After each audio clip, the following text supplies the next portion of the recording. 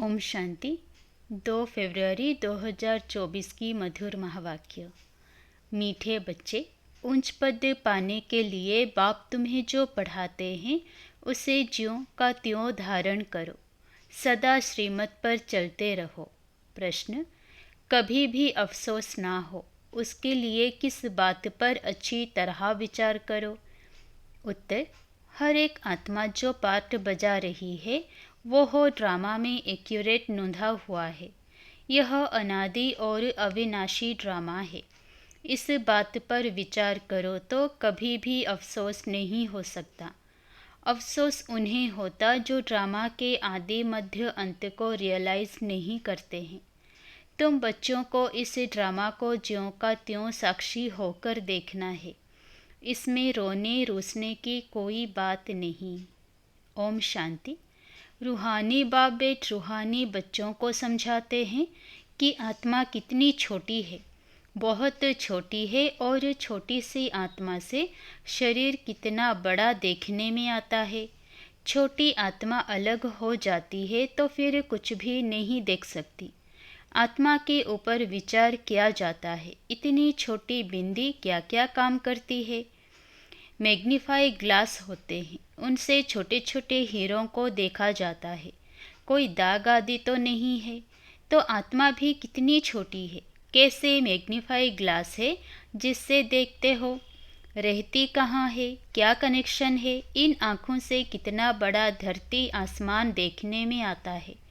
बिंदी निकल जाने से कुछ नहीं रहता। जैसे बिंदी बाप वैसे बिंदी आत्मा। इतनी छोटी आत्मा प्योर इम्प्योर बनती है। यह बहुत विचार करने की बातें हैं। दूसरा कोई नहीं जानते आत्मा क्या है, परमात्मा क्या है। इतनी छोटी आत्मा शरीर में रह क्या क्या बनाती है, क्या क्या देखती है। उस आत्मा में सारा पार्ट भरा हुआ है 84 का। कैसे वो काम करती है, वंडर है। इतनी छोटी सी बिंदी में 84 जन्मों का पार्ट नूंधा हुआ है।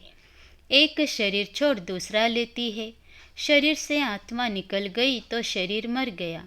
कितना बड़ा शरीर है और कितनी छोटी आत्मा है।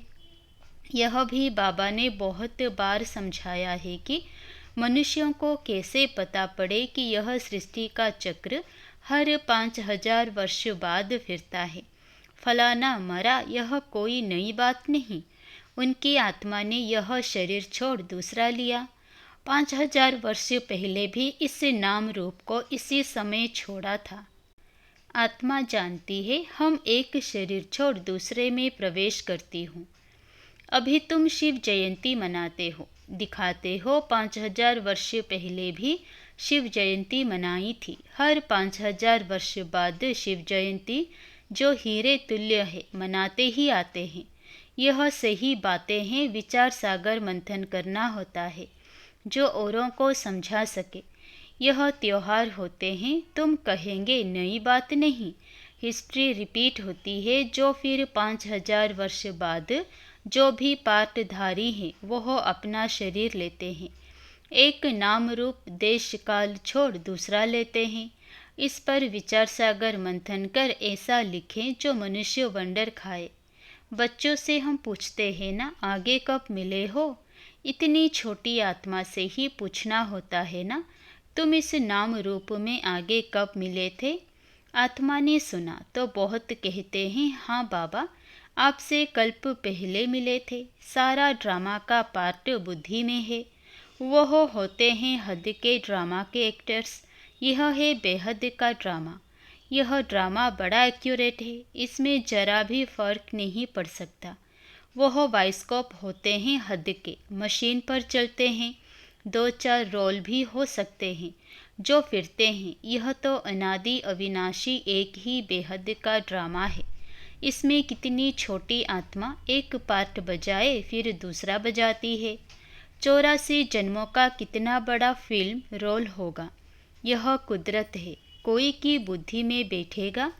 है तो रिकॉर्ड मिसल, बड़ा वंडरफुल है। 84 लाख हो ना सके। 84 का ही चक्र है। इनकी पहचान कैसी दी जाए। अखबार वालों को भी समझाओ तो डालेंगे। मैगज़ीन में भी घड़ी घड़ी डाल सकते हैं। हम इस संगम के समय की ही बातें करते हैं। सतयुग में तो यह बातें होंगी नहीं, ना कलयुग में होंगी। जानवर आदि जो भी कुछ हैं सबके लिए कहेंगे, फिर 5000 वर्ष के बाद देखेंगे, फर्क नहीं पड़ सकता। ड्रामा में सारी नूंद है। सतयुग में जानवर भी बहुत खूबसूरत होंगे। यह सारी वर्ल्ड की हिस्ट्री ज्योग्राफी रिपीट होगी, जैसे ड्रामा की शूटिंग होती है। मक्खी उड़ी, वह भी निकल गई, तो फिर रिपीट होगी। अब हम इन छोटी छोटी बातों का ख्याल तो नहीं करेंगे। पहले तो बाप खुद कहते हैं, हम कल्प कल्प संगम योगे इस भाग्यशाली रथ पर आता हूँ। आत्मा ने कहा, कैसे इसमें आते हैं, इतनी छोटी बिंदी है। उनको फिर ज्ञान का सागर कहते हैं। यह बातें तुम बच्चों में भी जो समझो है वो हो समझ सकते हैं। हर 5000 वर्ष के बाद मैं आता हूँ। कितनी यह वैल्यूबल पढ़ाई है। बाप के पास ही एक्यूरेट नॉलेज है जो बच्चों को देते हैं। तुम्हारे से कोई पूछे, तुम झट कहेंगे सतयुग की आयु 1250 वर्ष की है। एक एक जन्म की आयु 150 वर्ष होती है। कितना पार्ट बचता है, बुद्धि में सारा चक्र फिरता है। हम 84 जन्म लेते हैं, सारी सृष्टि ऐसे चक्र में फिरती रहती है। यह अनादि अविनाशी बना बनाया ड्रामा है। इसमें नई एडिशन हो नहीं सकती। गायन भी है, चिंता ताकि कीजिए जो अनहोनी होए। जो कुछ होता है ड्रामा में नोंद है, साक्षी होकर देखना पड़ता है। इस नाटक में कोई ऐसा पार्ट होता है तो जो कमज़ोर दिल वाले होते हैं वो रोने लग पड़ते हैं। है तो नाटक ना, यह रियल है। इसमें हर आत्मा अपना पार्ट बजाती है। ड्रामा कभी बंद नहीं होता है। इसमें रोने रुसने की कोई बात नहीं। कोई भी नई बात थोड़े ही है। अफसोस उनको होता है जो ड्रामा के आदि मध्य अंत को रियलाइज नहीं करते। यह भी तुम जानते हो। इस समय जो हम इस ज्ञान से पद पाते हैं, चक्र लगाकर फिर वही बनेंगे। यह बड़ी आश्चर्यवत विचार सागर मंथन करने की बातें हैं। कोई भी मनुष्य इन बातों को नहीं जानते। ऋषि मुनि भी कहते थे, हम रचता और रचना को नहीं जानते हैं। उनको क्या पता कि रचता इतनी छोटी बिंदी है, वही नई सृष्टि का रचता है। तुम बच्चों को पढ़ाते हैं, ज्ञान का सागर है। यह बातें तुम बच्चे ही समझाते हो। तुम थोड़े ही कहेंगे हम नहीं जानते हैं। तुमको बाप इस समय सब समझाते हैं। तुमको कोई भी बात में अफसोस करने की ज़रूरत नहीं। सदैव हर्षित रहना है। उस ड्रामा की फिल्म चलते चलते घिस जाएगी, पुरानी हो जाएगी, फिर बदली करेंगे, पुराने को खलास कर देते हैं। यह तो बेहद का अविनाशी ड्रामा है। ऐसी ऐसी बातों पर विचार कर पक्का कर लेना चाहिए। यह ड्रामा है। हम बाप की श्रीमत पर चल पतित से पावन बन रहे हैं और कोई बात हो नहीं सकती जिससे हम पतित से पावन बन जाएं अथवा तमो प्रधान से सतो प्रधान बने। पाठ बजाते बजाते हम सतो प्रधान से तमो प्रधान बने हैं, फिर सतो प्रधान बनना है। न आत्मा विनाश को पा सकती है, न पाठ विनाश को पा सकता। ऐसी ऐसी बातों पर कोई का विचार नहीं चलता। मनुष्य तो सुनकर वंडर खाएंगे। वह तो सिर्फ भक्ति मार्ग के शास्त्र ही पढ़ते हैं। रामायण, भागवत, गीता आदि वही हैं। इसमें तो विचार सागर मंथन करना होता है। बेहद का बाप जो समझाते हैं उसको ज्यों का त्यों हम धारण कर लें तो अच्छा ही पद पा ले। सब एक जैसी धारणा नहीं कर सकते हैं। कोई तो बहुत महीनता से समझाते हैं। आजकल जेल में भी भाषण करने जाते हैं, वेश्याओं के पास भी जाते हैं, गूंगे बहरों के पास भी बच्चे जाते होंगे, क्योंकि उन्हों का भी हक है। इशारे से समझ सकते हैं। आत्मा समझने वाली तो अंदर है ना। चित्र सामने रख दो, पढ़ तो सकेंगे ना। बुद्धि तो आत्मा में है ना। भल अंधे लूले लंगड़े हैं, परंतु कोई ना कोई प्रकार से समझ सकते हैं। अंधों के कान तो हैं। तुम्हारा सीढ़ी का चित्र तो बहुत अच्छा है। यह नॉलेज कोई को भी समझाकर स्वर्ग में जाने लायक बना सकते हो। आत्मा बाप से वर्षा ले सकती है, स्वर्ग में जा सकती है। कर के ऑर्गन्स डिफेक्टेड हैं, वहाँ तो लूले लंगड़े होते नहीं। वहाँ आत्मा और शरीर दोनों कंचन मिल जाते हैं। प्रकृति भी कंचन है, नई चीज़ें ज़रूर सतो प्रधान होती है। यह भी ड्रामा बना बनाया हुआ है। एक सेकंड ना मिले दूसरे से, कुछ ना कुछ फर्क पड़ता है। ऐसे ड्रामा को ज्यों का त्यों साक्षी होकर देखना है। यह नॉलेज तुमको अब मिलती है, फिर कभी नहीं मिलनी है। आगे यह नॉलेज थोड़े ही थी। यह अनादि अविनाशी बना बनाया ड्रामा कहा जाता है। इसको अच्छी रीति समझ और धारण कर किसी को समझाना है। तुम ब्राह्मण ही इस ज्ञान को जानते हो। यह तो चोबचीनी व ताकत की दवा तुमको मिलती है। अच्छे ते अच्छी चीज़ की महिमा की जाती है। नई दुनिया कैसे स्थापन होती है, फिर से यह राज्य कैसे होगा, तुम्हारे में भी नंबरवार जानते हैं। जो जानते हैं वह दूसरों को समझा भी सकते हैं। बहुत खुशी रहती है, किन्हों को तो पाई की भी खुशी नहीं है। सबका अपना अपना पाठ है। जिनको बुद्धि में बैठता होगा, विचार सागर मंथन करते होंगे तो दूसरों को भी समझाएंगे। तुम्हारी यह है पढ़ाई जिससे तुम यह बनते हो। तुम कोई को भी समझाओ कि तुम आत्मा हो। आत्मा ही परमात्मा को याद करती है। आत्माएं सब ब्रदर्स है। कहावत है, गॉड इज वन। बाकी सब मनुष्यों में आत्मा है। सब आत्माओं का पारलौकिक बाप एक है। जो पक्के निश्चय बुद्धि होंगे उनको कोई फिरा नहीं सकते।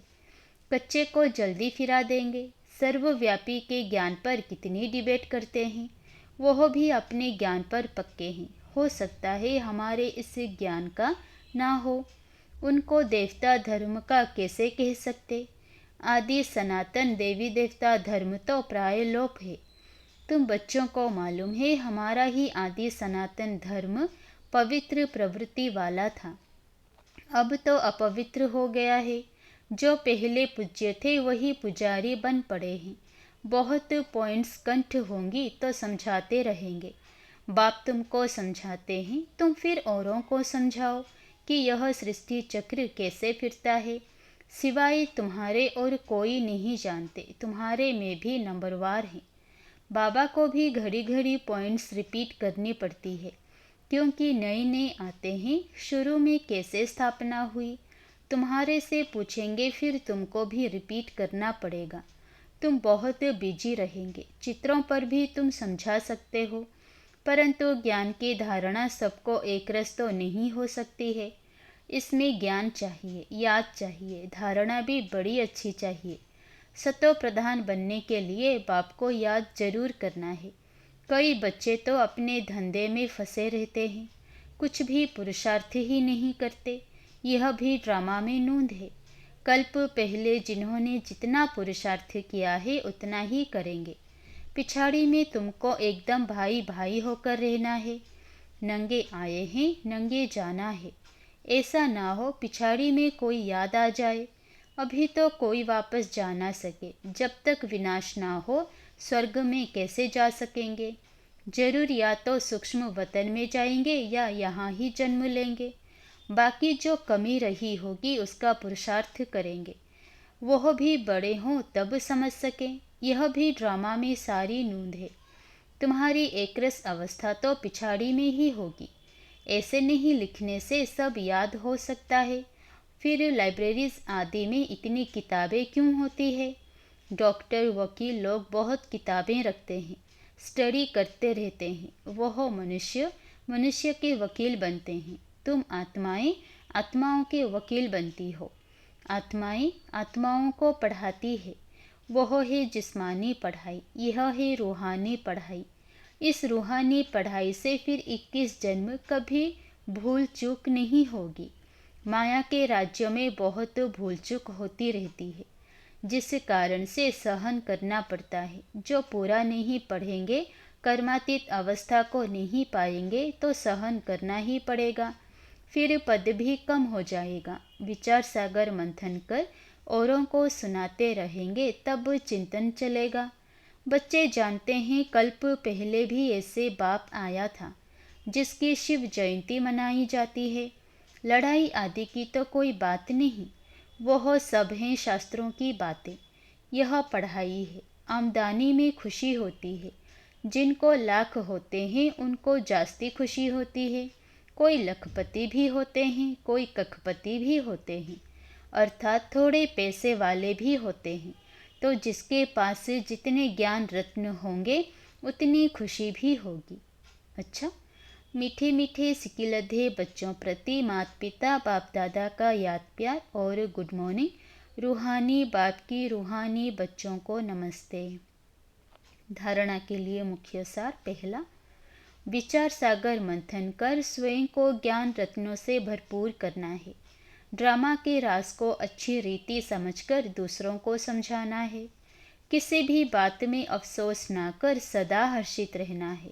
दूसरा, अपनी अवस्था बहुत काल से एकरस बनानी है, ताकि पिछाड़ी में एक बाप के सिवाय दूसरा कोई भी याद ना आए। अभ्यास करना है, हम भाई भाई हैं, अभी वापस जाते हैं। वरदान, अलबेलेपन की लहर को विदाई दे, सदा उमंग उत्साह में रहने वाली समझदार आत्मा भव।